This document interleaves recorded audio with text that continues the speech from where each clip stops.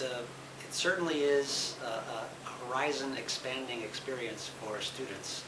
It's an adventure. You're going to a foreign country without your folks usually, and you're experiencing a different culture. You're also having an academic experience in a foreign country, which is different for a lot of students. In many other parts of the world, the way classes are run is different. It's often very lecture-based. At McCombs, we tend to have very interactive classes. We place more emphasis on student participation in the classroom on a regular basis. So they'll experience a contrast in sort of learning styles. They'll also get to do it in a new, different, exciting, usually very fun place. Here in Edinburgh, it's a tourist capital, tourism destination.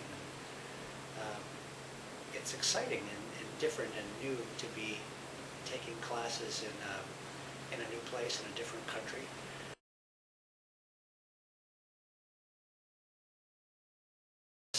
First of all, they can be open to it. That's a big part of it. Fortunately, most of the people who sign up to go on study abroad trips are open to it. There's a selection bias there. And so they're ready to experience a new culture, new ways of learning, all the things we talked about in the previous question. So being open to it's a big part of it. Being organized is a big part of it. We provide lots of opportunity for people to go out and experience the culture with the sort of schedule that we have, 4 days of classes and 3 days off. But if you're going to get all your work done for class, 2 classes at a time, if you're going to get all your work done for your 2 classes during those 4 days, you've got to be very organized about it. So I think being organized, being open, and just being sort of disciplined about getting both your work and your fun done in a limited time you have is really the best way to approach it.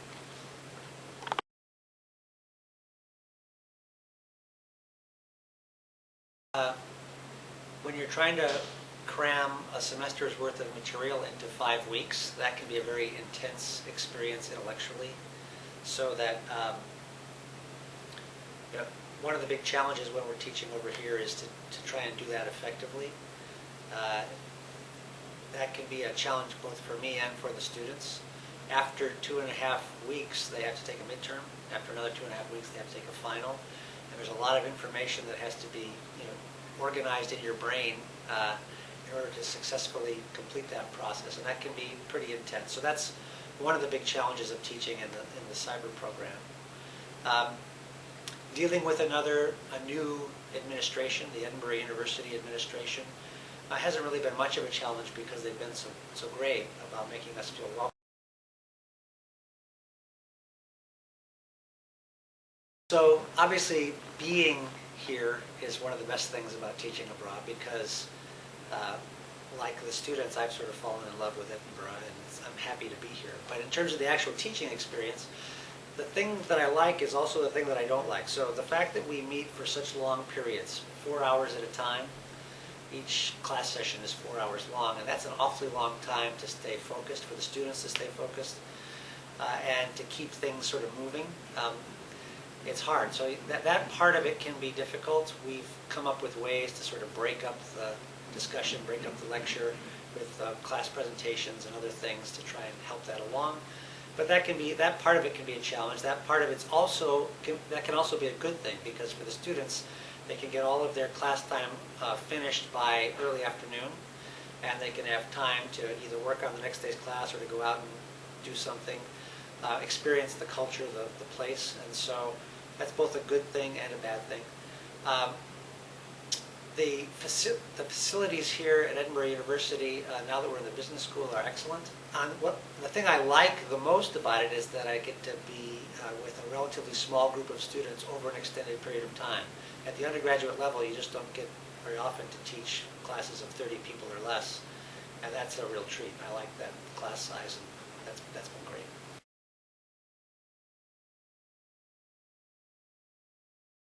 Well, that hasn't been too big of a problem in recent years in the Edinburgh program, but I have experienced it in past years. I think the big adjustment usually is to the local university professor's teaching style, which, as I said earlier, can often be very much more lecture-based than we're used to in the United States.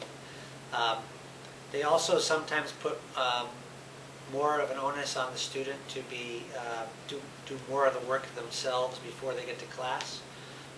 We do that as well, but sometimes the expectations are a little bit different. So I think what students can do to prepare for that is, be flexible. Don't assume that the way you learn in Austin is the only way to learn, or is necessarily the only good way to learn.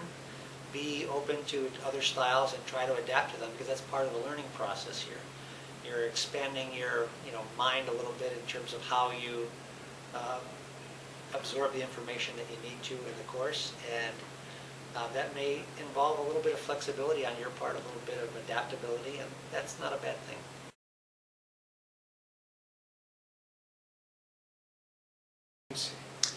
Absolutely. We've run it for about 10 or 11 or 12 years now, and almost to a person, people have loved it.